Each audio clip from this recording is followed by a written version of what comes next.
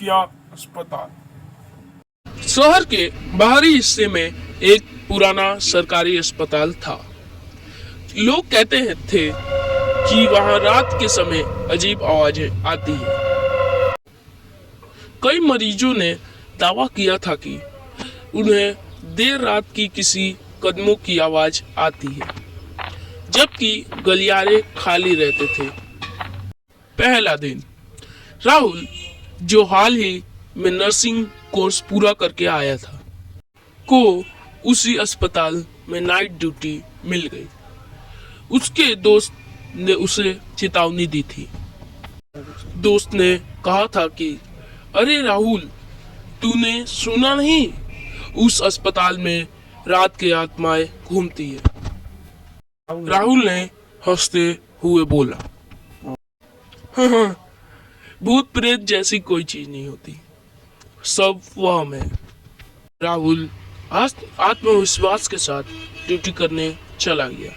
अस्पताल की खामोशी। रात के 12 बजे पूरे अस्पताल में लाइट छा गया। गलियारे में सिर्फ पीली टिमटिमाती लाइट जल रही थी। राहुल ने मरीजों को देखना शुरू किया। सब सामान्य लग रहा था, पर तभी उसे तीसरे मंजिल के खाली वार्ड से किसी के रोने की आवाज आई। राहुल ने सोचते हुए बोला, ये कैसी आवाज है? वहां तो कोई मरीज भी नहीं है। वह हिम्मत करके उस वार्ड की ओर बढ़ा। खाली वार्ड का राज। दरवाजा आधा खुला हुआ था।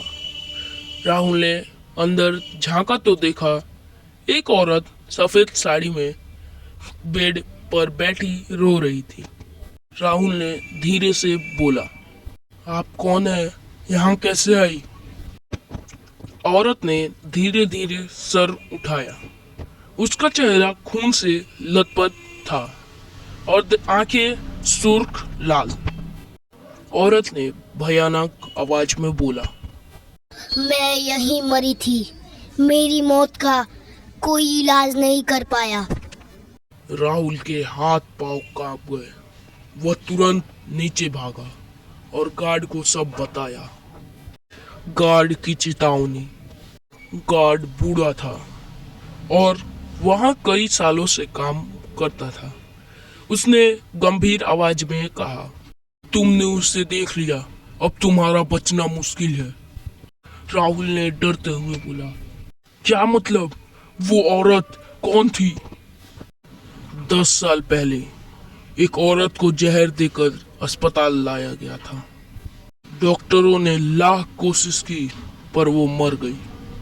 मरने से पहले उसने कहा था कि उसका बदला लेने तक उसकी आत्मा चैन से नहीं जाएगी। तब से उसकी आत्मा इसी तीसरे मंजिल पर भटकती रहती है। राहुल के चेहरे से खून उतर गया। दूसरी रात। अगली रात फिर राहुल की ड्यूटी थी। उसने तय किया कि चाहे जो भी हो जाए, वो उस औरत की आत्मा से सच्चाई पूछेगा। आधी रात को वह फिर तीसरी मंजिल पर गया। इस बार वार्ड का दरवाजा अपने आप खुला और वही औरत खड़ी थी। राहुल ने कांपती आवाज में कहा, तुम्हें क्या चाहिए? औरत ने बोला, इंसाफ। मेरी मौत का सच छुपा दिया गया। मुझे मारने वाला अभी जिंदा है। राहुल ने हिम्मत करके बोला, और अगर मैं तुम्हारी मदद करूं, तो क्या तुम यहाँ से चली जाओगी? औरत ने धीरे धीरे सिर हिलाया। रहस्य का खुलासा। राहुल ने अस्पताल के पुराने रिकॉर्ड खोले। उसे पता चला कि उस औरत का नाम सुनीता था। उसे जहर उसके ही पति ने दिया था ताकि वह दूसरी शादी कर सके, लेकिन उस वक्त मामला दबा दिया गया। राहुल ने सबूत इकट्ठा किया और पुलिस तक पहुंचाया। कई साल बाद सच सामने आया और पति को सजा मिली, आत्मा की मुक्ति। उस रात जब राहुल तीसरी मंजिल पर गया तो सुनीता की आत्मा फिर दिखाई दी, लेकिन इस बार उसके चेहरे पर खून नहीं बल्कि हंसी थी।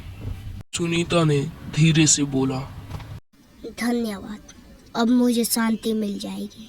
इतना कहकर वह धुंध की तरफ गायब हो गई। आज भी अस्पताल का हाल। कहा जाता है कि उस दिन ये बात तीसरे मंजिल पर किसी ने आत्मा को नहीं देखा, लेकिन रात के समय वहां जाते ही अब भी ठंडा हवा का झोंका महसूस होता है।